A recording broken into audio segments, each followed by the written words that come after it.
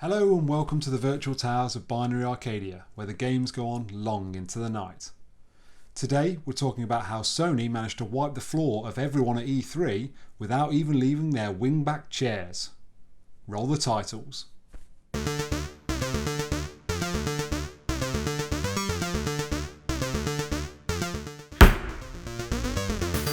Right, let's get straight down to Sony's winning formula. Yeah.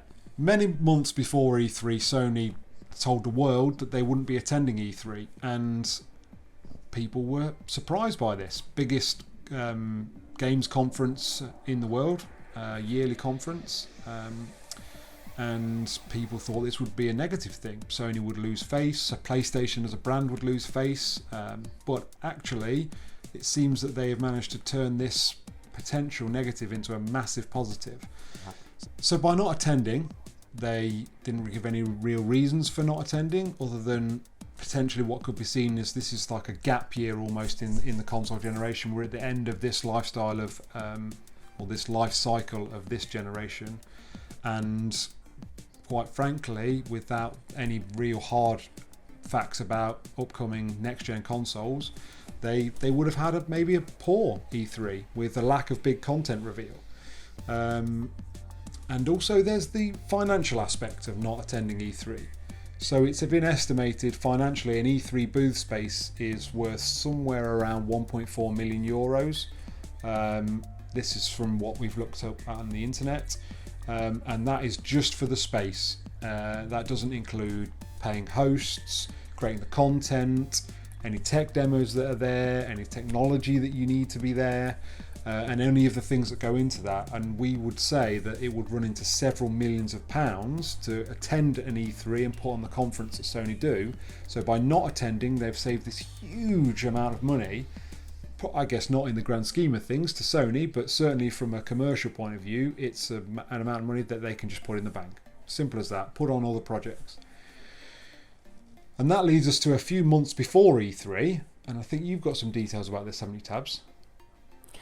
Yeah, we've touched upon it before in a couple of other videos, I think, but we know that Cerny had this very low-key interview pre-E3 where he kind of drip-fed a few details, talking it up, dropping some big buzzwords in there, 8K, and of course talking up this kind of breakthrough technology that we kind of know from both pieces of next gen. The SSD is going to be like virtual RAM to games developers.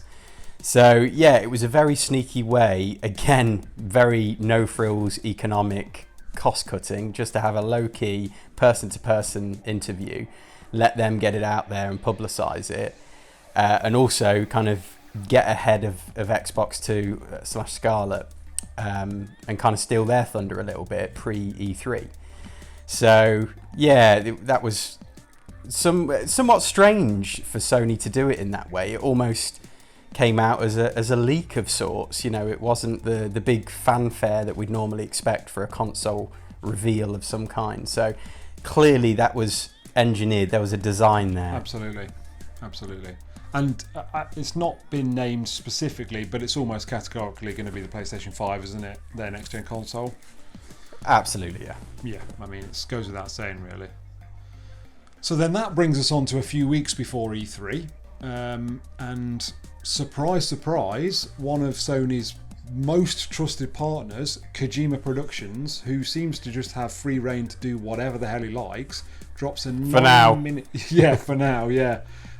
Drops a 9-minute trailer of what can only be described as one of the hottest anticipated games currently about, and in Death Stranding. And just to get a plug in for our own video, we've spent a good 2 hours worth, Rich, of talking at length about that trailer. So if you're interested, go take a look. Yeah, it's worth a watch, flip charts and all. And the internet literally went mad about it. It was everywhere. It was trending on YouTube. It was everywhere. And did we also mention that that's a PlayStation exclusive? So that is like free hype for the PlayStation brand on just without doing anything. So a primary partner developer drops a exclusive game, and it hypes the PlayStation as a brand without doing anything. And I think it's and one of the most provocative games out there at the moment. The way they're drip feeding us, and it kind of sets a watermark, doesn't it? Really, Sony set that watermark, and it puts the pressure on everybody else. Then again, pre E3. Sorry, mate. Carry on. I would say at this point, there's building blocks going down, isn't there? There's almost like we're building to a crescendo, aren't we? And you're thinking, blimey, what's going on? We're not even at E3 yet. So let's fast forward to E3, and Sony traditionally, in certainly the past years, have had the second conference of the days. So it's normally Microsoft go first with their conference, and then Sony go second, normally about 9 p.m. in the UK. I don't know if that's mid-afternoon or early evening where it takes place is it San Francisco, Tabs? Was it LA? Is it not LA? Sorry, yes, yeah. Yeah. And that slot, their traditional slot, is taken by Square Enix. Square Enix have, I would say, a fairly good conference. Would you agree, Tabs? Yeah, I think Square and Ubisoft probably the strongest, what would you say, third-party conferences. Yes, absolutely. But as part of their Square Enix's conference, they drop a big reveal, or what I guess I would class it as a full reveal, including a lengthy gameplay trailer of one of their upcoming games, which I know a lot of people are really excited about, which is the Final Fantasy VII Remake.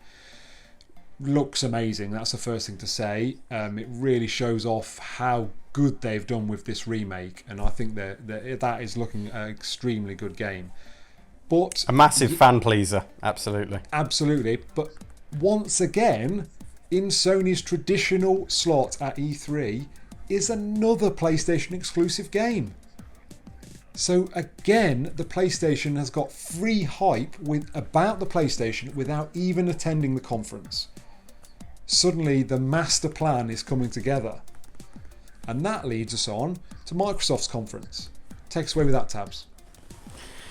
So yeah, it had hype, but going into E3 that it was going to be something quite special, and it wasn't bad. I think you could say it was solid.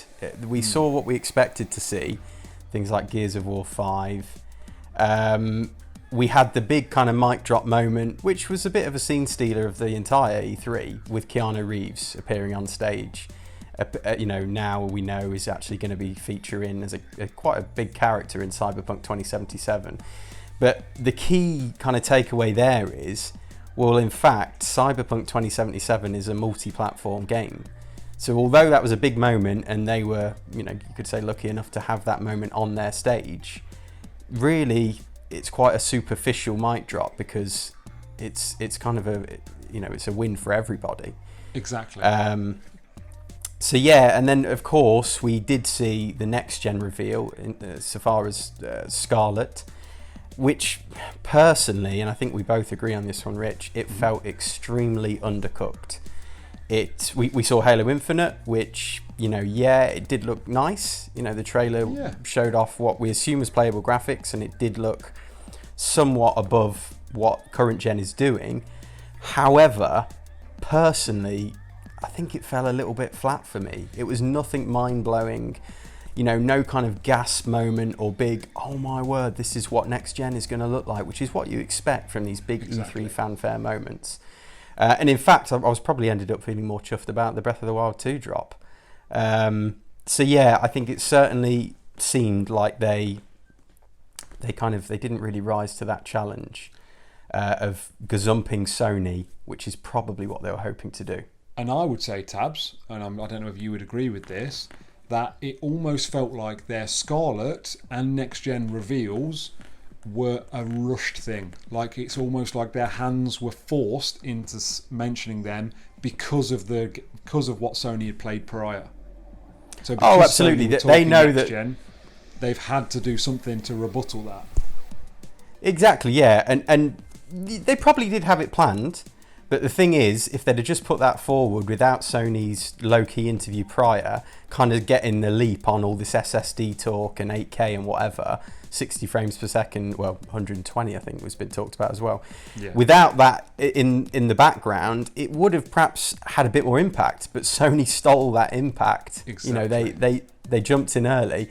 And like you say, yeah, Microsoft's hand was undercooked. They had one next-gen game to show, and it wasn't a particularly, breathtaking trailer.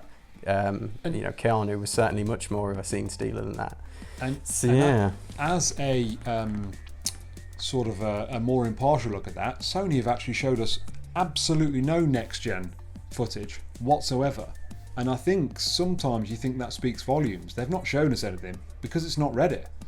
We're probably a year at this point. It's what is it? It's just the back end of June 2019. We're probably a year away from a new PlayStation and Xbox. So really, games have still got another year, maybe 2-3 years in development before we see good stuff. So I felt some of the PR parts there seemed like they were rushed to show us something. Leave them in the oven, eh? Whereas Microsoft kind of whipped out a bit of dough and waved it around at us, and it weren't that impressive. Which, but also, I think by Sony missing E3, and Microsoft's conference sort of falling a little bit flat. Certainly from influencers and commentators, what they've said, they seem to say it fell a bit flat. That sort of created almost a bit of negative publicity for Microsoft, where Sony have completely missed out on that by not having content shy, sort of thing, conference.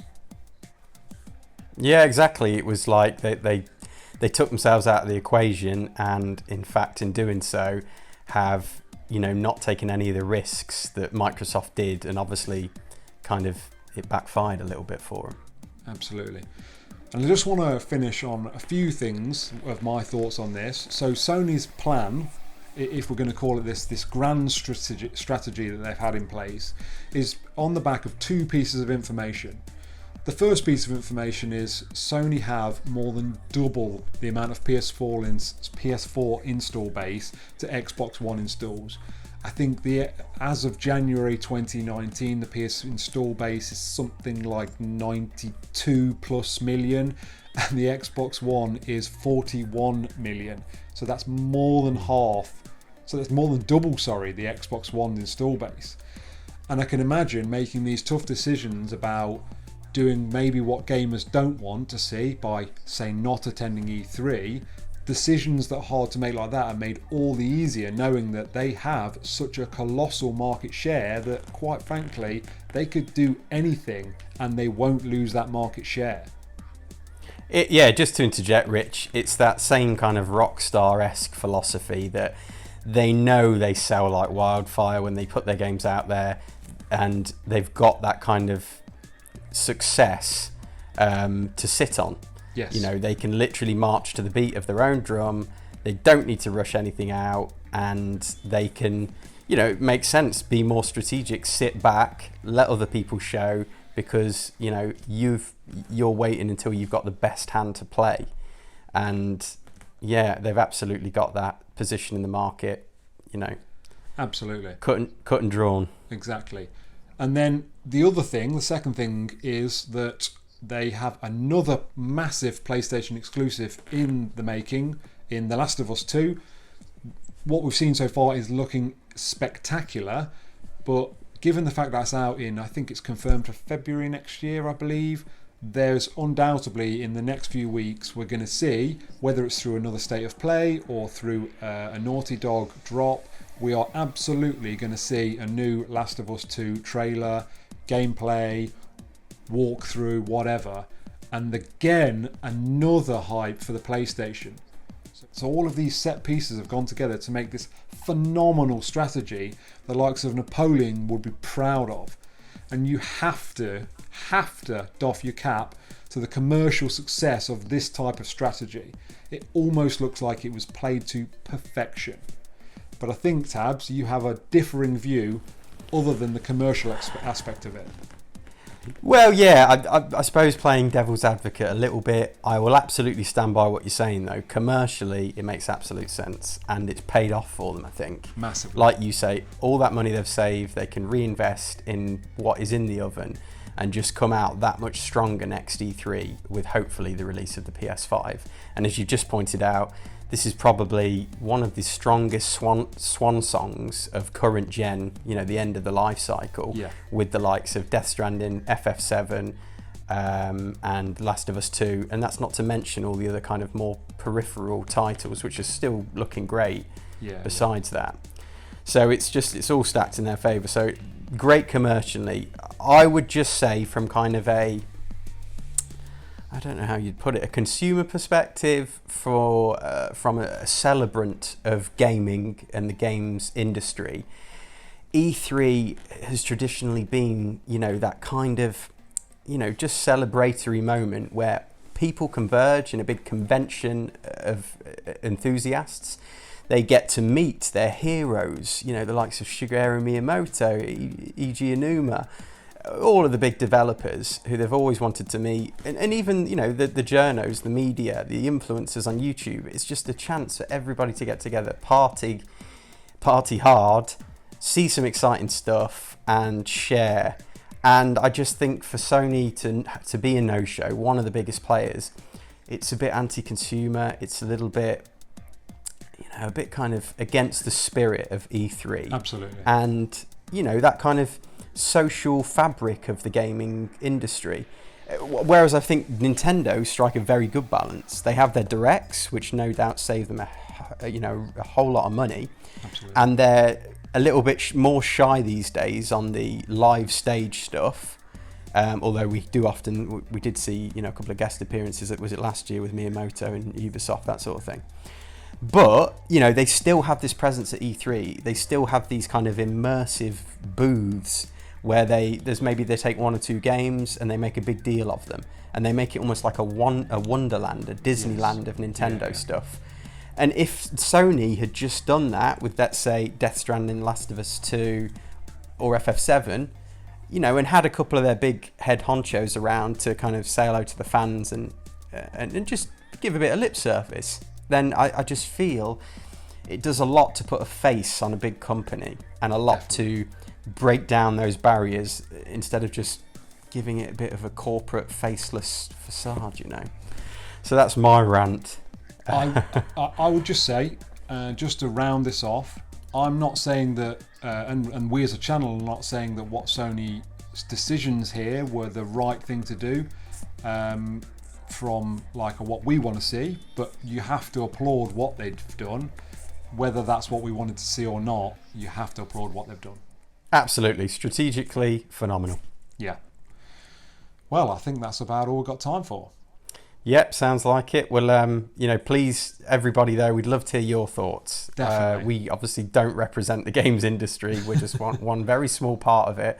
And we'd like to hear what you think and what you thought of E3. Definitely.